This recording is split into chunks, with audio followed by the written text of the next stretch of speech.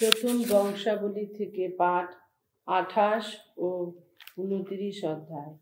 দাউদ এবার ইসরায়েলের সমস্ত প্রধানদের অর্থাৎ গোষ্ঠীগুলির প্রধানদের, রাজসেবায় নিরত বিভিন্ন দলের প্রধানদের, সমস্ত সহস্র প্রতীকে ও সহপতিকে, রাজা ও তার পুত্রদের, সমস্ত সম্পত্তির ও পশুপালের যত তত্ত্বাবধায়ককে, আর সেই সঙ্গে পদস্থ প্রাসাদ কর্মচারীদের, বীর যোদ্ধাদের ও কর্মদক্ষ ব্যক্তি সবাইকে জেরুসালেমে সমবেত করলেন।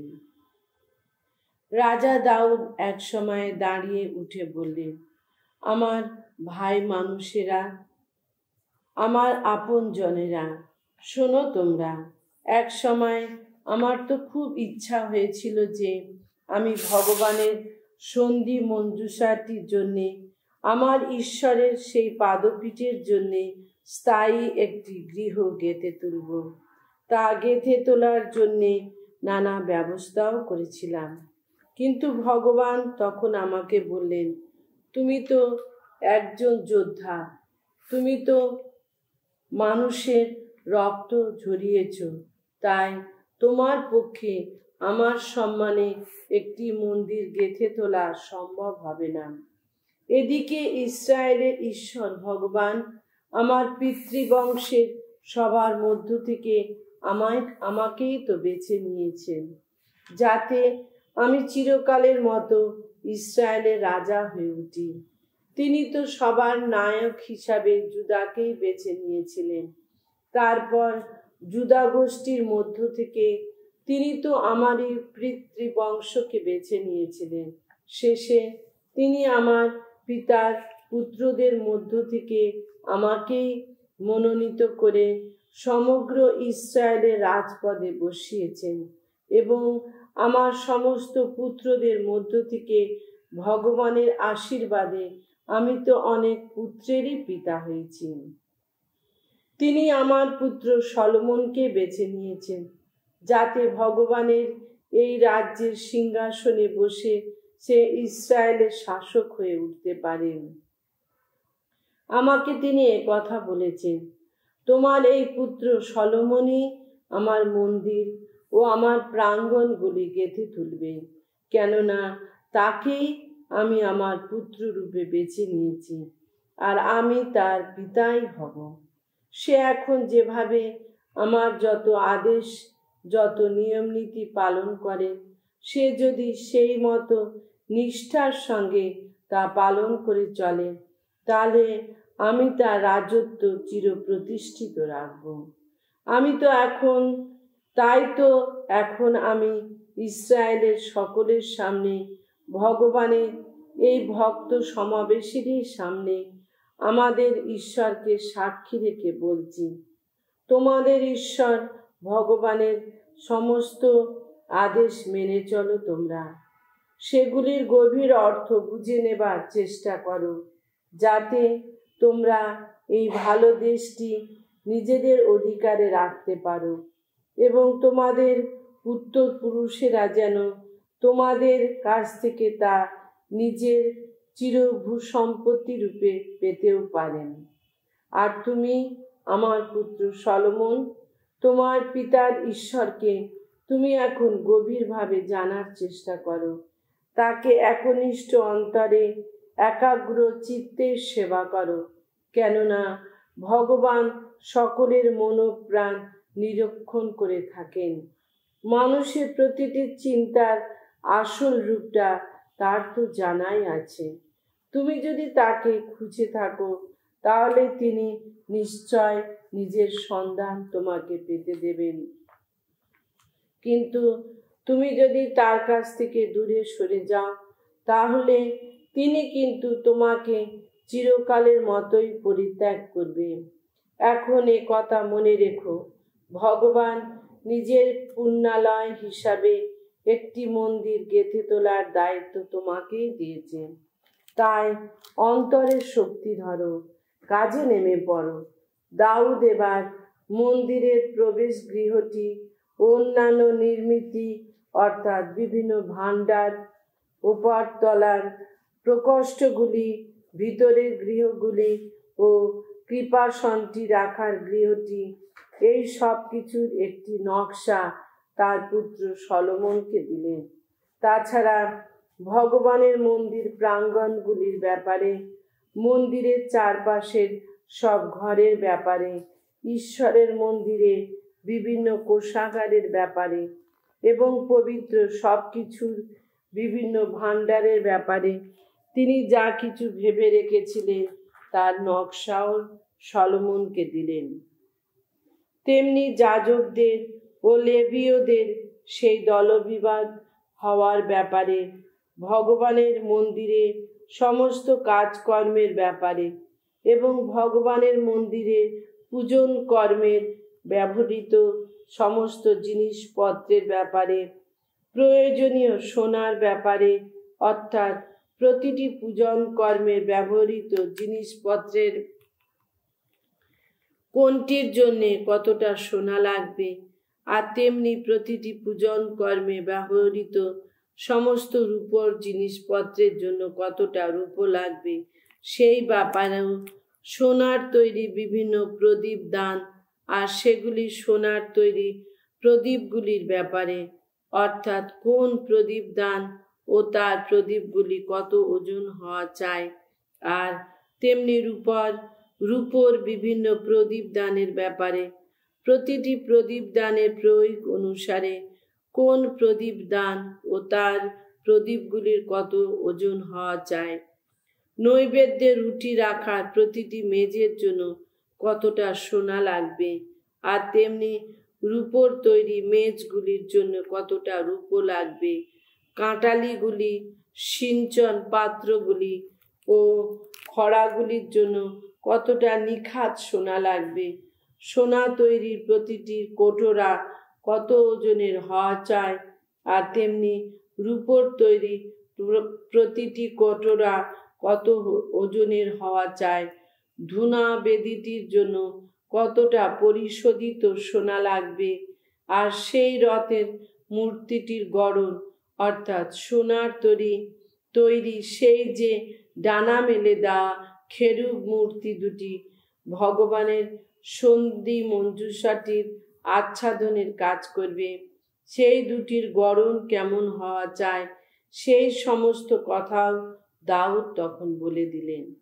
তিনি বললেন, ওই সব কাজের ব্যাপারে যা কিছু করার কথা ভগবান তাঁর প্রেরণায় আমাকে উদ্বুদ্ধ করে সেই বিষয়ে যা কিছু বুঝিয়ে দিয়েছেন তা সবই লিখে রাখা রয়েছে।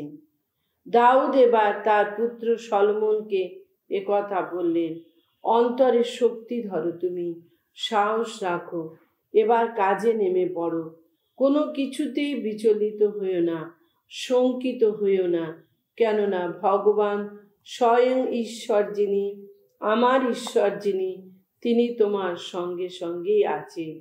যতদিন তার মন্দিরের ওই সমগ্র নির্মাণ কর্ম সমাপ্ত না হয় ততদিন তিনি তোমাকে কখনো একা ফেলে যাবেন না, কখনো পরিত্যাগ করবেন না। ভগবানের মন্দিরে গোটা কাজ চালানোর দায়িত্ব ভাগ করে দেওয়া হয়েছে যাজকদের ও লেবীয়দের, এই বিভিন্ন দলেরই মধ্যে। প্রতিটি কাজে তোমার সহকারী হওয়ার মতো এমন সব লোক আছে যারা কাজ করতে প্রস্তুত এবং প্রতিটি কর্মক্ষেত্রে অভিজ্ঞ। তাছাড়া সমস্ত প্রধান ব্যক্তিরা ও সমস্ত সাধারণ লোকেরাও তো তোমার আদেশ মতো কাজ করার অপেক্ষায় আছে। রাজা দাউদ সমবেত সকলকে এবার বললেন, ঈশ্বর আর কাউকে নয়, আমার পুত্র সলোমনকে বেছে নিয়েছেন।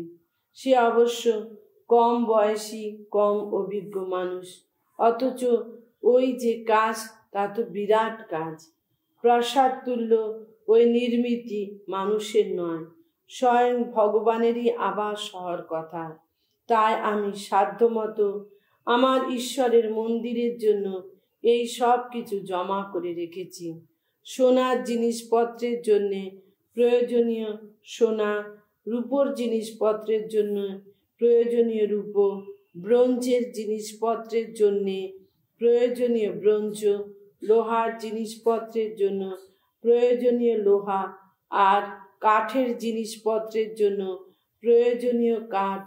তার উপর আবার যত বৈদূর্যমণি যথাস্থানে বসানোর জন্য যত মণিমাণিক্য, নীলাঞ্জন ও নানা রঙিন পাথর, সব রকম দুর্লভ রত্ন ও প্রচুর মার্বেল পাথর।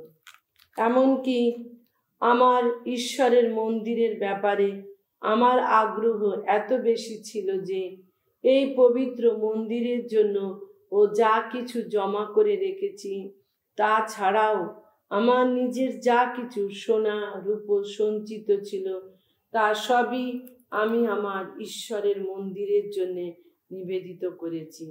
অর্থাৎ 3000 ট্যালেন্ট সোনা, সবই ওফিরের সোনা, আর 7000 ট্যালেন্ট পরিশোধিত রূপো। এগুলো মন্দিরের গৃহগুলির দেওয়াল ঢেকে রাখার কাজে লাগবে। তাছাড়া ওই সোনা লাগবে সোনার তৈরি জিনিস তৈরি করতে, আর রূপোও লাগবে রূপোর জিনিস তৈরি করতে। কারিগরদের যা কিছু করার কথা ওই সোনা রূপো তা নির্মাণের কাজে লাগবে। এখন বলো, তোমাদের মধ্যে কে ভগবানের কাছে কিছু স্বেচ্ছা নৈবেদ্য উৎসর্গ করতে রাজি আছে? বিভিন্ন পিতৃকুলের প্রধানেরা, ইসরায়েলের বিভিন্ন গোষ্ঠীর প্রধানেরা, সহস্রপতিরা, সহপতিরা ও রাজার বিভিন্ন কাজকর্মে তদারকি করার ভারপ্রাপ্ত ব্যক্তিরা তখন সবাই নানা স্বেচ্ছা নৈবেদ্য উৎসর্গ করলেন। তারা ঈশ্বরের মন্দিরের নির্মাণ কর্মের জন্য এনে দিলেন 5000 ট্যালেন্ট সোনা, 10,000 দারিক, 10,000 ট্যালেন্ট রূপো, 18,000 ট্যালেন্ট ব্রোঞ্জ এবং 1,00,000 ট্যালেন্ট লোহা। যাদের কাছে মণিমাণিক্য ছিল তারা সেগুলি ভগবানের মন্দিরের কোষাগারে গের্শনীয় জেহিয়েলের জিম্মায় দিয়ে গেলেন।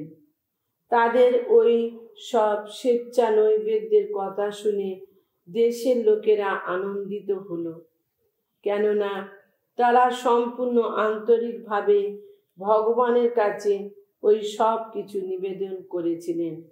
রাজা দাউদও এতে গভীর আনন্দ পেলেন। রাজা দাউদ তখন সেখানে সমবেত সকলের সামনে ভগবানের প্রশস্তি করতে লাগলেন। তিনি বলে উঠলেন, ধন্য ধন্য তুমি, ওগো ভগবান, ওগো আমাদের পিতা ইসরায়েলের ঈশ্বর, অন্তহীন কাল থেকে নিরবধি কাল ধন্য ধন্য তুমি। ওগো ভগবান, মহত্ব, পরাক্রম, গরিমা, গৌরব, মাহাত্ম্য সবই তোমারই। স্বর্গমর্তের সব কিছুই যে তোমারই। ওগো ভগবান, বিশ্বরাজ তুমি, সার্বভৌম অধীশ্বর তুমি, সর্বসম্পদ সর্বসম্মানের উৎস তুমি, সর্বাধিপতি তুমি। তোমারই অধিকারে রয়েছে শক্তি, পরাক্রম। তোমারই হাতে রয়েছে যে কোনো মানুষকে মহান শক্তিমান করে তোলার ক্ষমতা। তাই এখন হে আমাদের ঈশ্বর, আমরা তোমার গুণগান করি, তোমার নাম মহিমা কীর্তন করি। আহা, এই আমি এমন কে, আর আমার এই জাতির মানুষেরাই বা এমন কারা যে আমাদের এমনতর স্বেচ্ছা নৈবেদ্য উৎসর্গ করার মতো সামর্থ্য আছে? আসলে সব কিছুই আসে তোমারই কাছ থেকে। আমরা তোমার হাত থেকে যা কিছু পেয়েছি তাই তো দিয়েছি তোমায়। সত্যি বলতে কি ওগো, তোমার সামনে আমাদের পিতৃপুরুষদের মতো আমরাও তো প্রবাসী মানুষ, নিছক অতিথিরই মতো মানুষ। এই পৃথিবীর বুকে আমাদের আয়ুর দিনগুলি নিতান্তই ছায়ারই মতো, টিকে থাকার কোনো আশাই নেই। আমাদের ঈশ্বর ওগো ভগবান, তোমার পবিত্র নামের সম্মানে নিবেদিত এই মন্দির গেঁথে তোলার জন্য এই যে রাশি রাশি জিনিস জমিয়ে রেখেছি, তা সবই তো পেয়েছি তোমারই কাছ থেকে, তা সবই তোমারই। ওগো ভগবান, জানি আমি তুমি মানুষের অন্তর যাচিয়ে দেখো, তুমি চাও মানুষ সত্যনিষ্ঠ হোক। আমি তো সত্যনিষ্ঠর অন্তর নিয়ে তোমার সব স্বেচ্ছা নৈবেদ্য উৎসর্গ করছি। আর আমি দেখেছি তোমার এই যে জনগণ এখন এখানে উপস্থিত আছে, তারাও তো আনন্দের সঙ্গে নানা স্বেচ্ছা নৈবেদ্য উৎসর্গ করেছে। ওগো আমাদের পিতৃপুরুষ আব্রাহাম, ইসাক ও যাকবের ঈশ্বর, ওগো ভগবান, তোমার জনগণের অন্তরে তেমন মনোভাব বরাবরই জাগিয়ে রেখো। এমনটি করো তারা যেন মনে প্রাণে তোমার প্রতি অনুগতই থাকে। আর আমার পুত্র সলোমনকে আশীর্বাদ করো, সে যেন একনিষ্ঠ অন্তরে তোমার যত আদেশ, যত নির্দেশ, যত বিধি নির্দেশ সবই মেনে চলে, সেই মতো কাজ করে। এবং আমি সেই যে মন্দিরের জন্য এমন ব্যবস্থা করে রেখেছি, সে যেন সেই মন্দির গেঁথে তুলতে পারে। দাউদ এবার সেখানে সমবেত সকলকে এই কথা বললেন, এখন তোমরা তোমাদের ঈশ্বর ভগবানের প্রশস্তি করো। তাই সেই সভায় উপস্থিত সকলে তখন তাদের পিতৃপুরুষদের ঈশ্বর ভগবানের প্রশস্তি করতে লাগলো। তারা মাটিতে গড় হয়ে ভগবানকে ও রাজাকে শ্রদ্ধানতি জানালো। পরের দিন ভগবানের কাছে নানা যজ্ঞ উৎসর্গ করা হলো, ভগবানের উদ্দেশ্যে নানা পূর্ণাহুতি দেওয়া হলো। সেদিন 1000 বৃষ, 1000 মেষ ও 1000 মেষশাবক, আর সেই সঙ্গে ঢেলে দেওয়া সব তরল অর্ঘ্য নিবেদিত করা হলো। সমগ্র ইসরায়েলের মঙ্গল কামনায় তখন বহু বহু যজ্ঞ উৎসর্গ করা হলো। সেদিন সকলে ভগবানের সামনে মহা আনন্দে খাওয়া দাওয়া করল। তারপর সেখানে দাউদের পুত্র সলোমনকে আবার রাজা বলে ঘোষণা করা হলো। ভগবানের সামনে তাকে শাসক পদে অভিষিক্ত করা হলো, আর তেমনি সাধককে মহাযাজক পদে অভিষিক্ত করা হলো। সলোমন এবার তাঁর পিতা দাউদের জায়গায় রাজা হিসাবে ভগবানের সিংহাসনে বসলেন। সব ব্যাপারে তিনি সফল হলেন এবং ইসরায়েলের সকলেই তার শাসন মেনে নিল। সমস্ত নেতৃজন, সমস্ত বীর যোদ্ধা, এমনকি রাজা দাউদের অন্যান্য পুত্র সবাই সলোমনের আনুগত্য স্বীকার করলেন। ভগবান সলোমনকে ইসরায়েলের সকলেরই দৃষ্টিতে মহৎ মহিয়ান করে তুললেন। তাকে তিনি এমনই রাজগরিমায় ভূষিত করলেন যা তার আগে ইসরায়েলের কোনো রাজা কখনো পাননি। জেসের পুত্র দাউদ সমগ্র ইসরায়েলেরই উপর রাজত্ব করেছিলেন। তিনি ইসরায়েলের উপর রাজত্ব করেছিলেন 40 বছর ধরে, হেব্রনে 7 বছর ধরে, তারপর জেরুসালেমে 33 বছর ধরে। সুখে বার্ধক্যের দিনগুলি কাটানোর পরে মারা গিয়েছিলেন তিনি। সুদীর্ঘ হয়েছিল তাঁর আয়ুষ্কাল। তিনি প্রচুর ঐশ্বর্য ও সম্মান লাভ করেছিলেন। তার পুত্র সলোমন তার জায়গায় রাজা হলেন। রাজা দাউদ যা কিছু করেছিলেন তা আগাগোড়া লেখা রয়েছে দৈবদ্রষ্টা সামুয়েলের ইতিবৃত্ত গ্রন্থে, প্রবক্তা নাথানের ইতিবৃত্ত গ্রন্থে এবং দৈবদ্রষ্টা গাদের ইতিবৃত্ত গ্রন্থে। একই গ্রন্থগুলিতে বিবৃত রয়েছে তার রাজত্ব ও তার প্রতাপের কথা এবং সেই সব সংকটেরও কথা যে সংকটে তিনি নিজে পড়েছিলেন এবং ইসরায়েল অন্যান্য রাজ্যের মানুষেরাও পড়েছিল।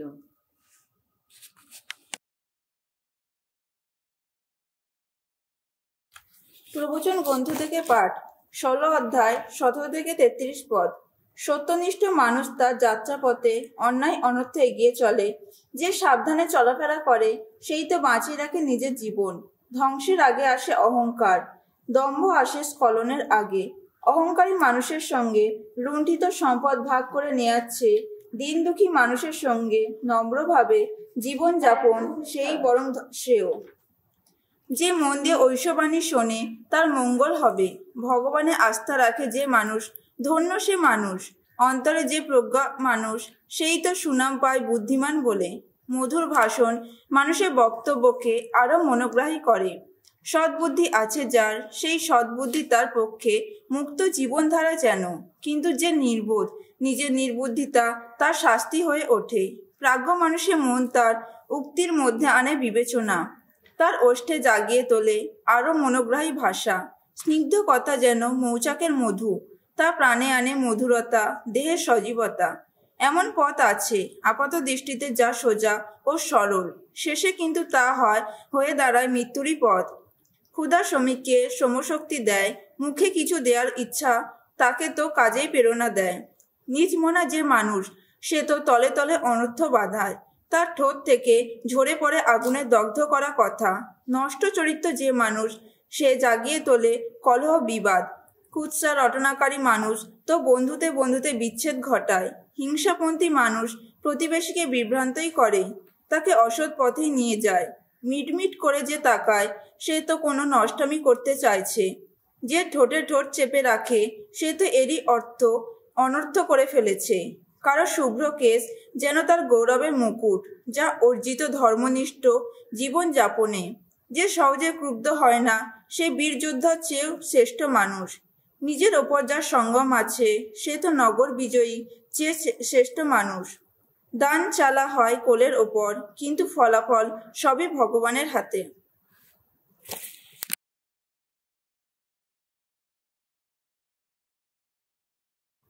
রোমিওদের কাছে সাধু পলের পত্র, অধ্যায় 4। আব্রাহামের ধার্মিকতা তার ঈশ্বর বিশ্বাসের ফল। এখন প্রশ্ন, মানব জন্মসূত্রে যিনি আমাদের পূর্বপুরুষ সেই আব্রাহামের বিষয়ে আমরা কি বলবো? এই ব্যাপারে কি অভিজ্ঞতা পেয়েছিলেন তিনি? আব্রাহাম যদি নিজের কাজকর্মের পুরস্কার হিসেবেই অন্তরে ধার্মিকতা পেয়ে থাকেন, তাহলে নিশ্চয়ই তার গর্ব করার মতো কিছু আছে। আসলে কিন্তু পরমেশ্বরের দৃষ্টিতে তেমন কিছুই নেই তার। এই প্রসঙ্গে শাস্ত্র কি বলে? এই কথাই তো বলে, আব্রাহাম পরমেশ্বরকে বিশ্বাস করলেন আর সেই বিশ্বাসের জন্যেই পরমেশ্বর তাকে ধার্মিক বলে গণ্য করলেন। এখন যে লোক কাজ করে তার মজুরি তো নিছক দান বলে নয়, তার ন্যায্য পাওনা বলেই গণ্য করা হয়। কিন্তু যে কোনো কাজ করে না, শুধুমাত্র বিশ্বাস করে পরমেশ্বরকে, সেই তাকেই, যিনি পাপীর অন্তরে আবার ধার্মিকতা ফিরিয়ে আনেন, তার এই বিশ্বাসের জন্যেই তো তিনি তাকে ধার্মিক বলে গণ্য করেন। এই একই অর্থে দাউদও ধন্য বলেন সেই মানুষকে যাকে পরমেশ্বর ধার্মিক বলে গণ্য করেন তার কাজকর্মের হিসাব না ধরেই। দাউদের ভাষায়, ধন্য তারা যাদের অপরাধ মার্জনা করা হয়েছে, যাদের পাপের ওপর টেনে দেওয়া হয়েছে ক্ষমার আবরণ। ধন্য ধন্য সেই মানুষ যার পাপ প্রভু গণ্যই করেন না। এই আশীর্বাণী কি উচ্চারিত হয়েছে শুধু পরিচ্ছেদিত মানুষেরই উদ্দেশ্যে, নাকি অপরিচ্ছেদিত মানুষেরও উদ্দেশ্যে? আমরা তো বলে থাকি পরমেশ্বর আব্রাহামকে তার বিশ্বাসের জন্যই ধার্মিক বলে গণ্য করেছিলেন। কিন্তু গণ্য করেছিলেন কখন? আব্রাহাম পরিচ্ছেদিত হওয়ার আগে না পরে? পরে নয়, বরং আগেই। তার সেই অপরিচ্ছেদিত অবস্থায় পরমেশ্বরকে বিশ্বাস করার ফলে অন্তরে তিনি যে ধার্মিকতা পেয়েছিলেন, সেই ধার্মিকতার প্রতীক চিহ্ন অর্থাৎ মূর্ধাঙ্কন হিসাবেই তিনি তো তিনি পরে পরিচ্ছেদিত হয়েছিলেন। এইভাবে তিনি সেই সব অপরিচ্ছেদিত মানুষের পিতা হয়ে উঠেছেন, যাদের অন্তরে ঈশ্বরের প্রতি বিশ্বাস আছে, আর সেই বিশ্বাসের জন্যেই ঈশ্বর যাদের ধার্মিক বলে গণ্য করেন। তেমনইভাবে সেই সব পরিচ্ছেদিত মানুষেরও পিতা হয়েছেন তিনি, যারা শুধুমাত্র পরিচ্ছেদিত নয়, যারা সেই বিশ্বাসের পথে এগিয়েও চলে, যে পথে আমাদের পিতা আব্রাহাম পরিচ্ছেদিত হওয়ার আগে নিজেই চলেছিলেন। আব্রাহাম ও তার বংশকে পরমেশ্বর এই প্রতিশ্রুতি দিয়েছিলেন যে তারা জগৎকে আপন সম্পদ বলে লাভ করবে। তার সেই প্রতিশ্রুতি পূরণ তো তাদের বিধান পালনের ওপর নয়, বরং সেই ধার্মিকতার ওপর নির্ভরশীল ছিল, যে ধার্মিকতা আসে ঈশ্বর বিশ্বাসের ফলে। কেননা জগৎকে আপন সম্পদ রূপে পাবার অধিকার যদি বিধানপন্থীদেরই থাকে, তাহলে তো মানুষের বিশ্বাসের কোনো অর্থই থাকে না, ঈশ্বরের প্রতিশ্রুতিরও কোনো মূল্যই থাকে না। এদিকে বিধান কিন্তু মানুষের ওপর ঐশ ক্রোধ নামিয়ে আনে। বিধান যেখানে নেই, বিধান লঙ্ঘনেরও অপরাধও সেখানে নেই। তাই বলছি, সেই প্রতিশ্রুতি পূরণ নির্ভর করে ঈশ্বর বিশ্বাসের ওপরেই, যাতে তা পরমেশ্বরের নিছক দান হতে পারে এবং সেই প্রতিশ্রুতি যেন সুনিশ্চিত থাকে আব্রাহামের সকল বংশধরদের জন্যে, শুধু বিধানপন্থীদের জন্যেই নয়, বরং যারা আব্রাহামের সেই বিশ্বাসের অংশীদার তাদেরও জন্যে। কারণ আব্রাহাম তো আমাদের সকলেরই পিতা। শাস্ত্রে যে লেখাই আছে, আমি তোমাকে বহু জাতির পিতা করে তুললাম। আমাদের পিতা তিনি, সেই পরমেশ্বরের দৃষ্টিতেই, যে পরমেশ্বরকে তিনি বিশ্বাস করেছিলেন, যে পরমেশ্বর মৃতদের সঞ্জীবিত করে তোলেন, অস্তিত্বহীনকে অস্তিত্ব লাভে আহ্বান করেন। আব্রাহামের আশা দুরাশা হলেও তিনি আশা অক্ষুণ্ণ রেখে তবুও পরমেশ্বরে বিশ্বাস রেখেছিলেন, আর তাতেই তিনি বহু জাতির পিতা হয়ে উঠলেন। তাকে যেমনটি বলা হয়েছিল, দেখো কি বিশাল হয়ে উঠবে তোমার বংশ। আব্রাহামের দৈহিক ক্ষমতা তখন শেষ হয়ে গেছে, তার বয়স তখন প্রায় 100 বছর, এবং স্ত্রী সারার গর্ভধারণের ক্ষমতাও আর নেই। এসব কিছু বিবেচনা করেও তার বিশ্বাস কিন্তু সেদিন দুর্বল হয়নি। পরমেশ্বরের প্রতিশ্রুতি সম্বন্ধে তার মনে কোনো অবিশ্বাস, কোনো দ্বিধাই দেখা দিল না, বরং বিশ্বাসের শক্তিতে বলীয়ান হয়ে উঠলেন তিনি, মুখর হয়ে উঠলেন পরমেশ্বরের স্তুতি বন্দনায়। কারণ এই বিষয়ে তিনি সম্পূর্ণ নিশ্চিত ছিলেন যে পরমেশ্বর যা করবেন বলে প্রতিশ্রুতি দিয়েছেন তা করবার ক্ষমতাও তার আছে, আর সেই বিশ্বাসের জন্যই তো পরমেশ্বর তাকে ধার্মিক বলে গণ্য করলেন। শাস্ত্রে যে লেখা হয়েছে বিশ্বাসের জন্যই তাকে ধার্মিক বলে গণ্য করলেন, তা শুধুমাত্র আব্রাহামের সম্বন্ধে লেখা হয়নি, হয়েছে আমাদেরও সম্বন্ধে। আমাদেরও তো বিশ্বাসের জন্যেই ধার্মিক বলে গণ্য হওয়ার কথা, কেননা আমরা যে তাকেই বিশ্বাস করি, যিনি আমাদের প্রভু যিশুকে মৃতদের মধ্য থেকে পুনরুত্থিত করেছেন। প্রভু যিশুকে আমাদের অপরাধ অপকর্মের জন্যেই মৃত্যুর হাতে তুলে দেওয়া হয়েছিল, এবং আমাদের অন্তরে ধার্মিকতা ফিরিয়ে আনবার জন্যেই তো তাকে পুনরুত্থিত করা হয়েছে।